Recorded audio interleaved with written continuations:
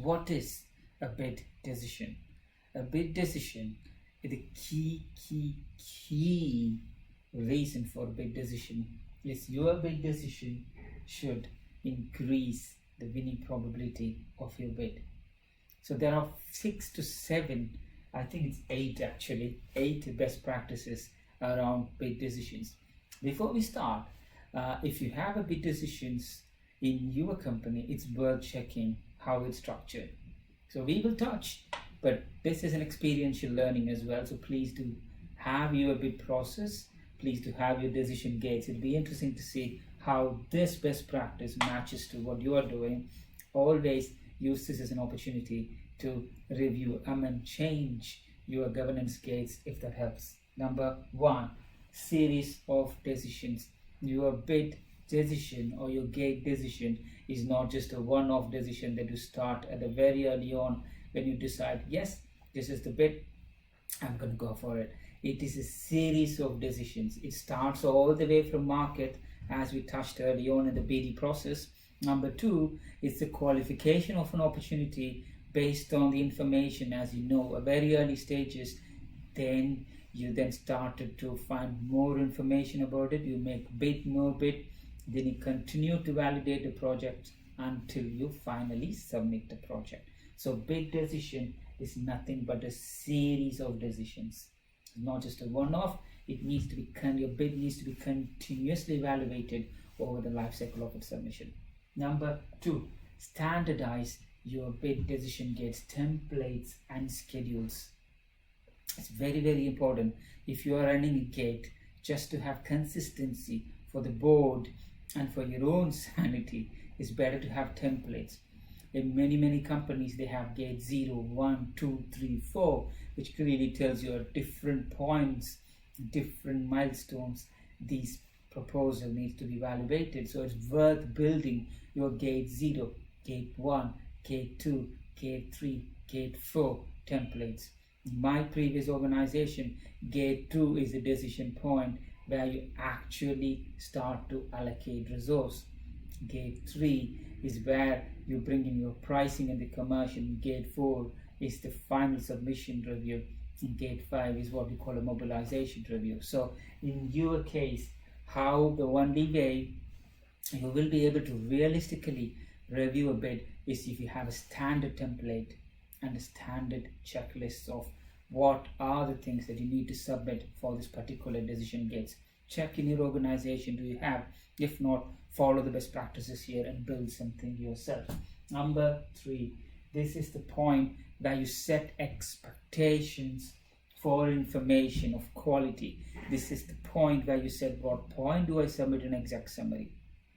What point do I decide where my budget template is going to be? What point do I decide what my commercial summary or my schedule is going to look like? So you are setting expectations on how do you drip feed, what's the right information that needs to be shared at the right time to the stakeholders. It's very, very critical. Number 4, obviously, is the decision point. A bid, a cost of a bid is very expensive now. In certain cases, it's 3 to 5% of the annual revenue of a project. So before you bid, before you allocate a resource, both internal and external, this is where you decide, you determine your bid and proposal investment, your bid budget, the cost of a bid. Do you have a checklist around it to get it? Normal organizations, it's a very common practice to have allocate a proposal manager up front who will kind of pull all the information. Then around gate 2 stage, you will then be given maybe a lead on the project and maybe also a commercial person. Between them, they evaluate, then the wider solution team comes together. So it's all happening in number 4, which is determining your bid and proposal investment.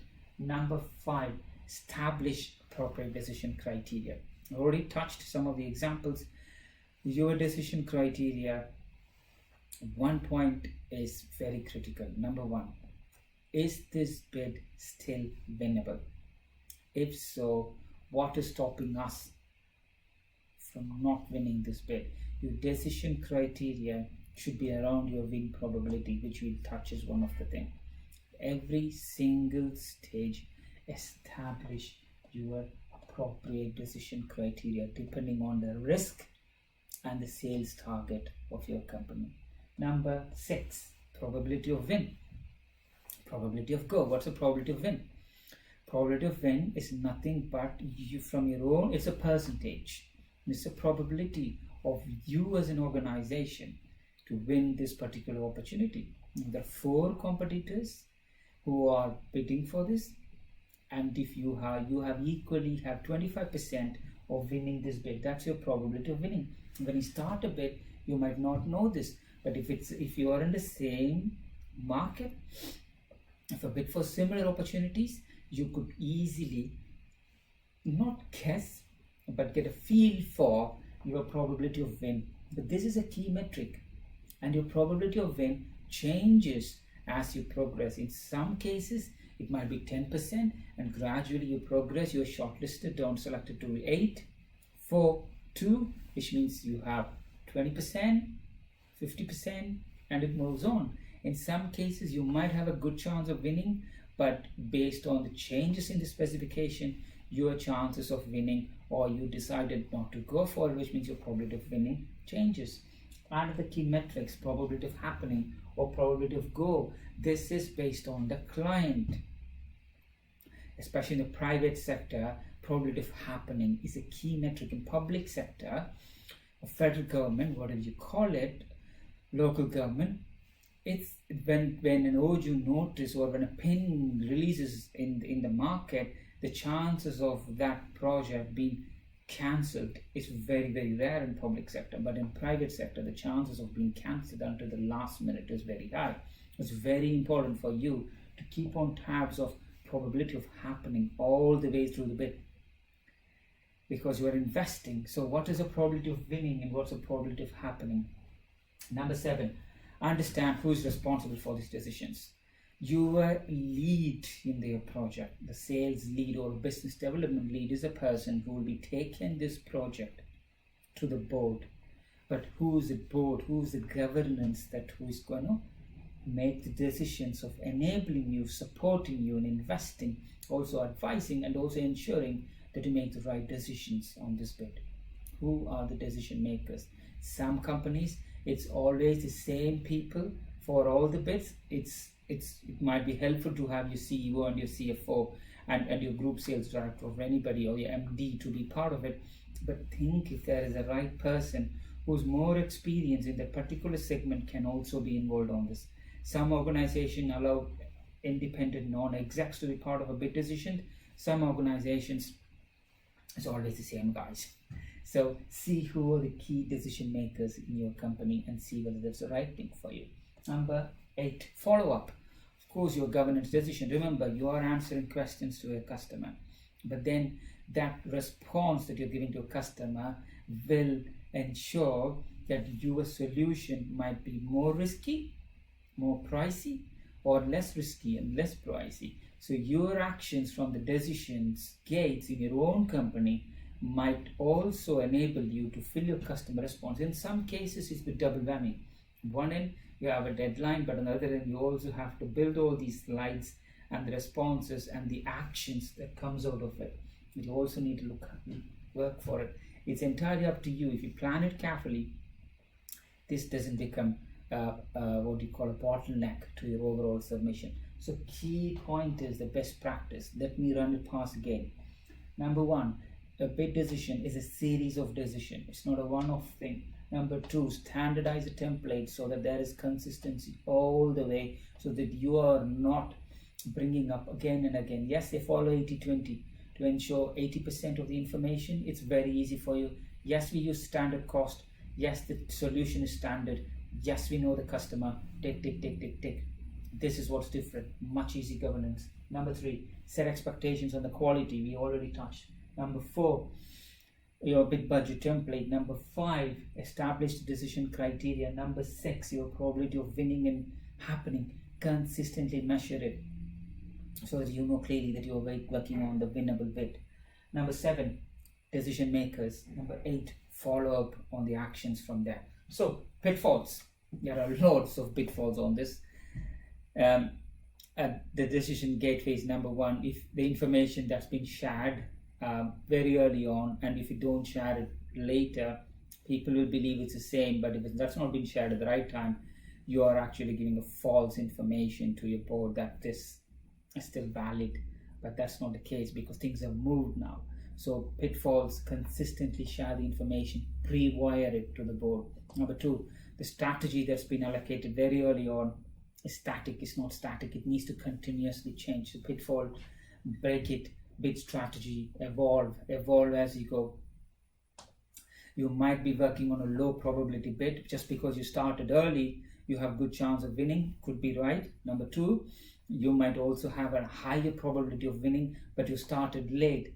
Remember, it doesn't matter whether it's early start always helps, but just because you started late, it doesn't mean you're losing as well. It's a balance. Your pitfalls entirely depends on your decisions there. Number four, the resourcing of when you need to ask for budget, when you need to go for that, again, could very well be a pitfall. You just need to somehow manage that. Price to win is another thing. Commercial discussions, don't keep it late. Ensure you discuss the bracket, the 5%, 10% tolerance of how we will be at par to the competitors. If possible, find the information, research it, and share it, and say this is the reason why A is an affordable price, B will also a winnable solution. There's no number here because your bid decisions, pitfalls can happen all the way. Most important final thing is your gateway review process. Ensure it's structured. It's an opportunity for you to get advice from your board. Don't lose it.